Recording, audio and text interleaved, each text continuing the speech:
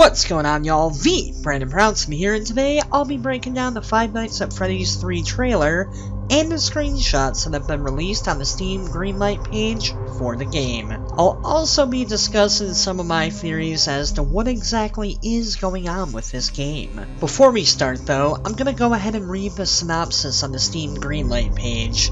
Cue that creepy effect. 30 years after Freddy Fazbear's Pizza closed its doors, the events that have taken place there have become nothing more than a rumor and a childhood memory. But the owners of Fazbear's Frights, the horror attraction, are determined to revive the legend and make the experience as authentic as possible for patrons, going to great lengths to find anything that might have survived the decades of neglect and ruin.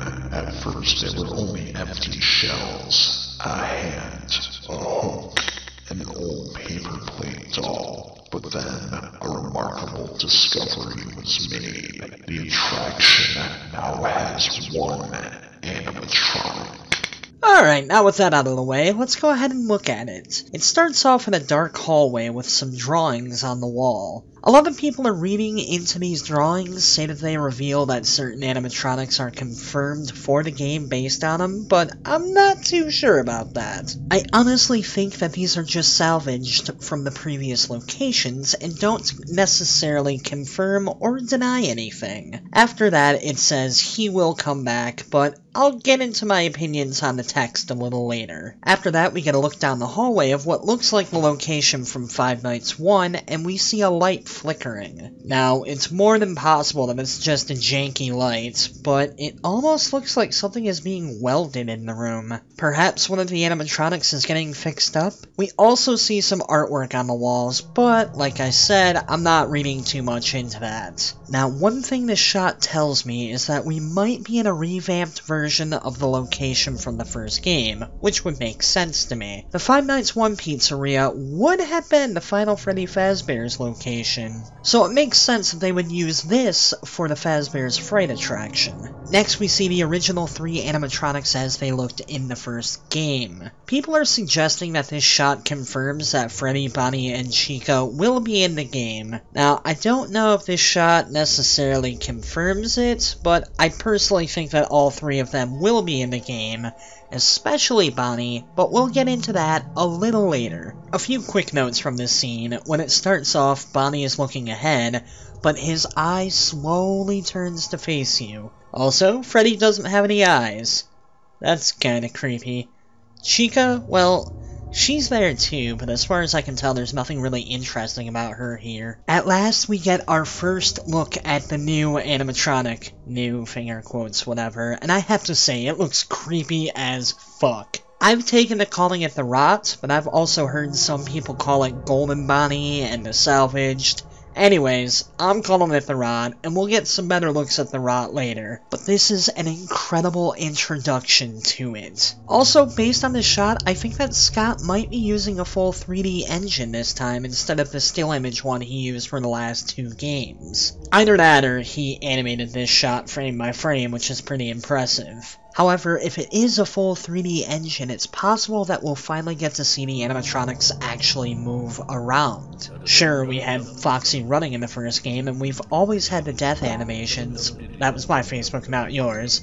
But can you imagine how creepy it would be to have the Rot slowly moving toward you without being able to run away or do much of anything? This scene right here confirms that this could very well be the scariest game of the trilogy. The final shot of the trailer is a glimpse of what the jump scare might be for this game. It also gives us a better look of what the Rot looks like in person, and gives us a hint of what the office is going to look like. But there's screenshots that do a better job of both, so I'll be focusing on the jump scare aspect here. The new jump scare noise is horrifying, and if this is the noise that appears in the game, I am not looking forward to encountering this motherfucker. As far as the animation, it leaves a lot to be desired, and I'm hoping that it's not the final version. So let's dissect the messages real quick. The messages that appear are, he will come back, He always does. We have a place for him. I've seen a lot of speculation as to what that means and who he is. People have speculated that he is Freddy Fazbear, the marionette, the phone guy, the purple guy, and even the fan. However, I think that the he in question is the Night Guard. My theory is that the animatronics do not see the Night Guards as separate people, but as the same person, which is why they're always so violent toward whoever the Night Guard is. One last thing I want to mention real quick is that I'm pretty sure that the Rot isn't going to be the only animatronic. And if it is, it's got a lot more going for it than we know. A one animatronic game would get pretty boring pretty fast, and I think that Scott knows that. The reason why the Rot is the only one featured thus far is because, if I had to guess, it's the only one that Scott's gotten done so far. I could go further into this, but this is a trailer breakdown, damn it, not a theory addict. So let's go ahead and look at those screenshots. The first screenshot gives us a pretty good look at the office. The first thing to note here is that big-ass window, which I can imagine is going to provide some really good scares as the Rot comes closer and closer. The next thing to point out is that box of toy animatronic remains on the left-hand side. Some people suggest that they're in the marionette's box, but honestly it just looks like a regular-ass cardboard box to me. I don't know if they're just there for looks, or if there's a point to them being in the office, but if I had to guess, you might be able to use them in some way, shape, or form. Otherwise, I think they'd be in the actual exhibit. They were kind of a big part of the company's history, especially since I think that one of the toy animatronics was behind the Bite of 87, so if you're not using them, it wouldn't make a whole lot of sense for them to be away from the public eye. The next screenshot is a really distorted look at camera 2. Here we can see the head of one of the Freddy suits being used as a light of some sort, or at least I think that's what's going on. You can't see a ton of what the area looks like, but I think the camera distortion is kind of important.